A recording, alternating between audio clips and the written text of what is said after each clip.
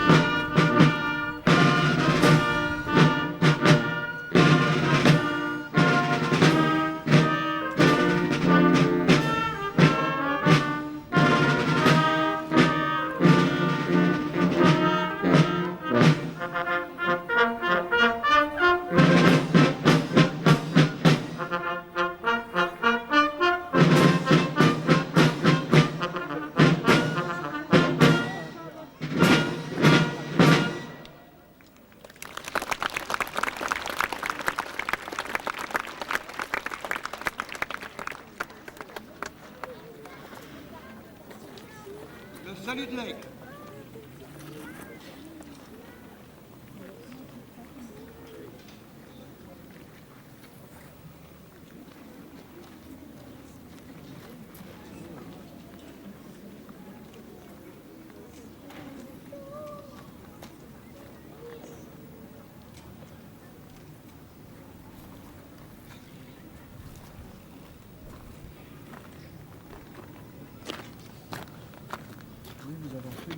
Cet aigle date de 1811. Il est d'époque.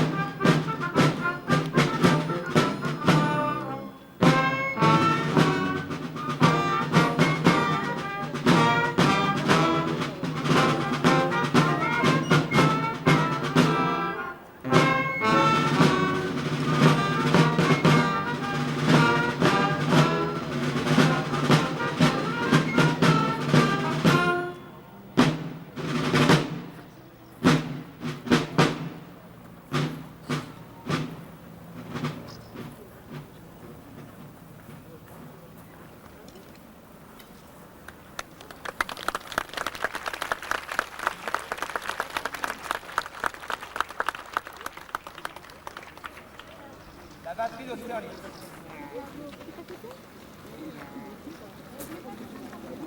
Ce morceau fut composé le lendemain de cette bataille, dite bataille des Trois Empereurs, qui eut lieu le 2 décembre 1805, jour anniversaire du sacre. Et seuls les régiments qui avaient pris part à cette bataille avaient le droit de l'interpréter. Au milieu.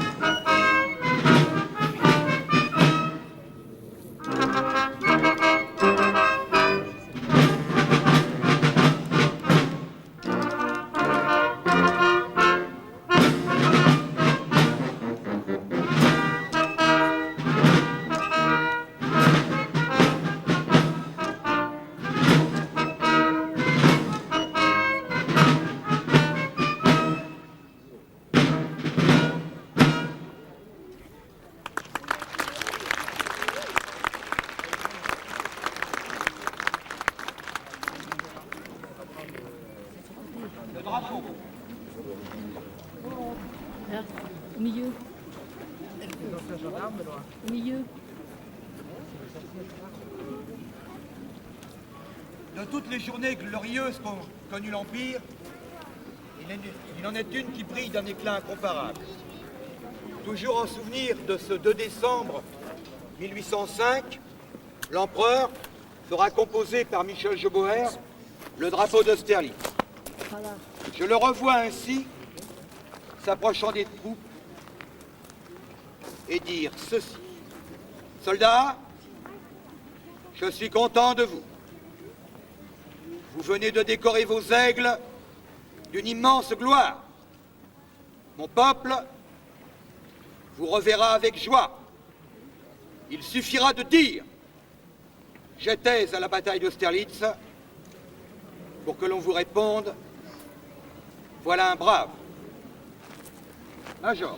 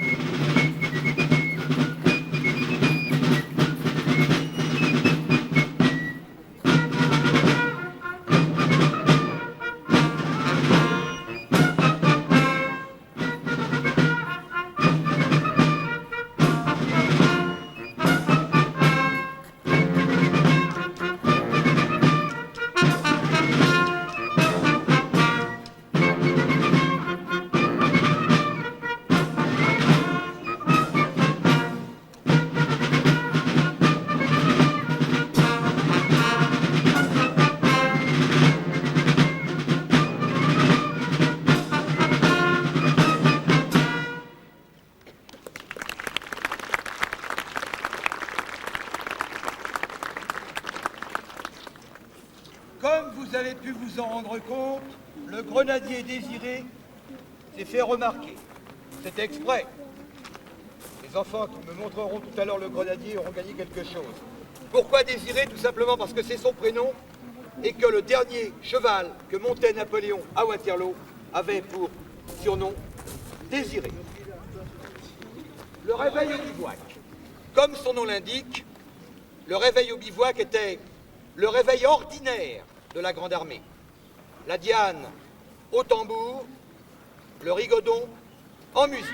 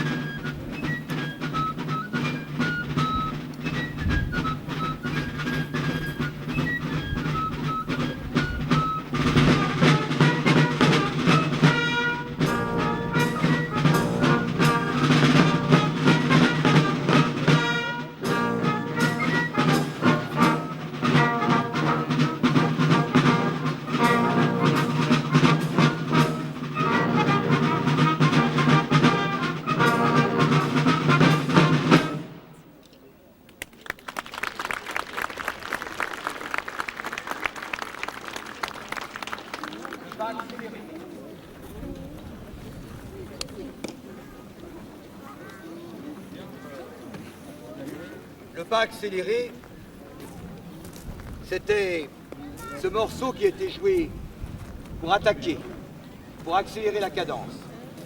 Lorsqu'il y avait combat, avec le brouhaha, les tirs, la fumée, on ne voyait pas trop grand-chose. Alors, on ne pouvait fonctionner pour les ordres qu'en ce qui concerne la musique. En voici une.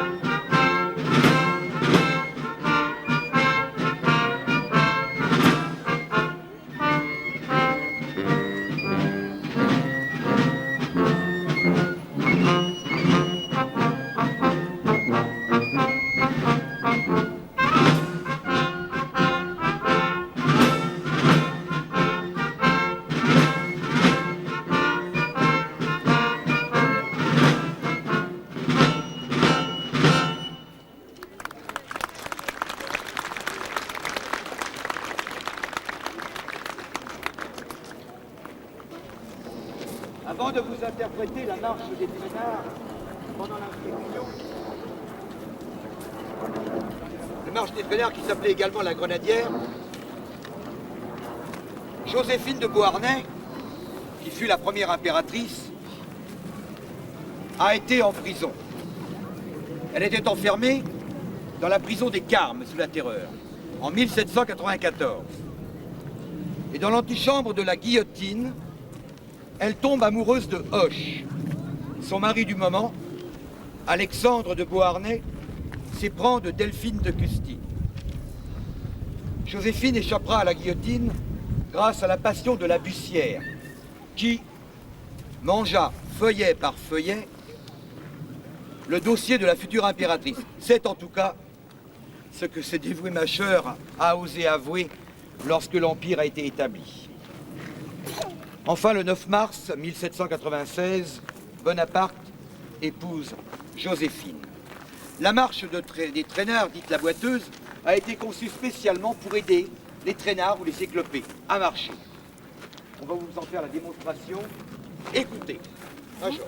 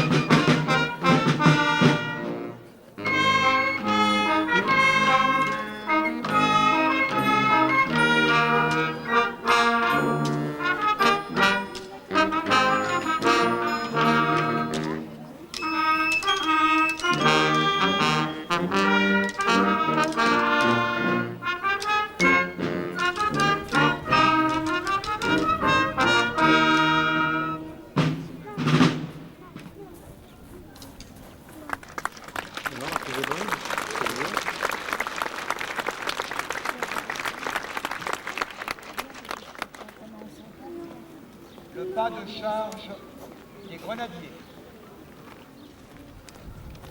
D'où vient l'expression « il a cassé » ?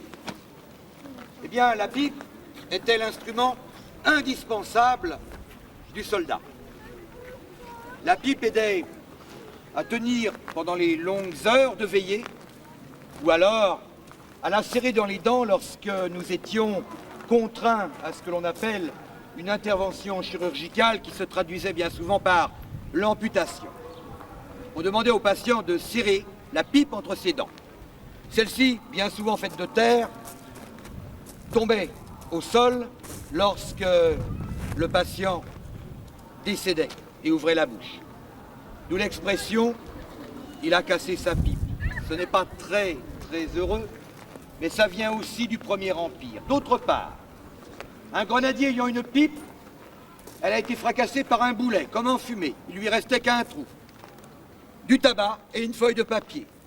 Il a eu l'idée de rouler, pour la première fois, une cigarette, se l'est enfilée dans le tube, le conduit de sa pipe, et a pu donc en somme inventer le porte-cigarette. Ça date de 1809.